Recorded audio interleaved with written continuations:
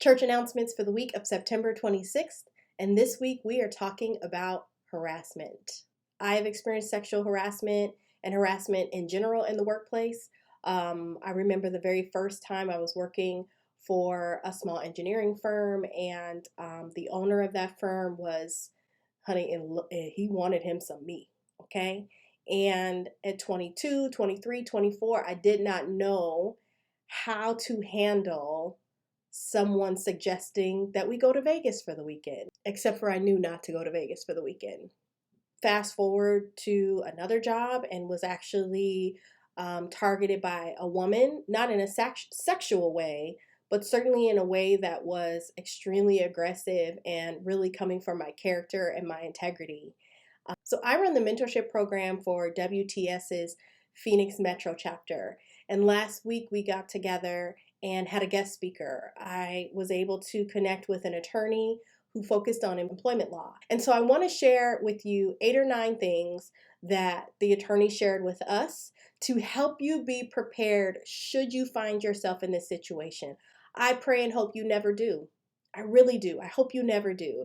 But if you are, and if you get the inkling that something here is going on, I want you to know that there are things that you can do. The first thing she suggested was to read your employee manual. And that is because it may outline what the policy is around harassment and what the procedure should be. And so if the procedure requires you to report it to your manager, report it to HR, you want to make sure that you're following that process. She also encouraged us to actually report it, and her words, not mine, were if it is not in writing, it did not happen.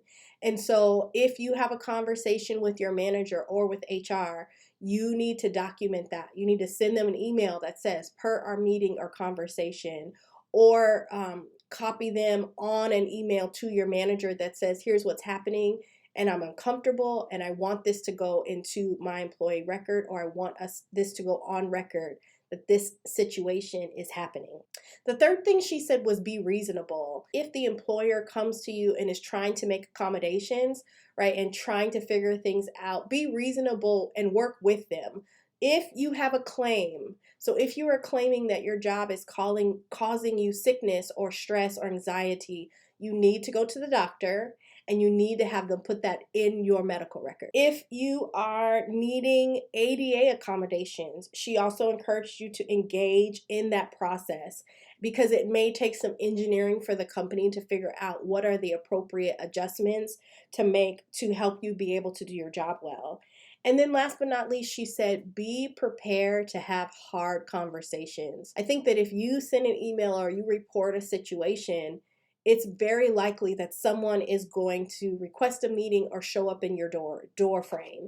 And if they do, this is not the time to waffle, right? This is the time to be very clear and very specific about what you're saying. I had a situation where I was being harassed and I told the owner of the company this is happening and it's inappropriate. And her comment to me was, well, this person has been known to rub people the wrong way. And I was like, no, no, no, no, no. This is not him rubbing me the wrong way. This is him conducting himself towards me in a way that is inappropriate. Be prepared to have those conversations. Again, I hope that you never have to use any of this stuff. But if you do, I would much rather you be prepared and you be protected than for you to be targeted and bullied. And these are the church announcements for the week of September 26th.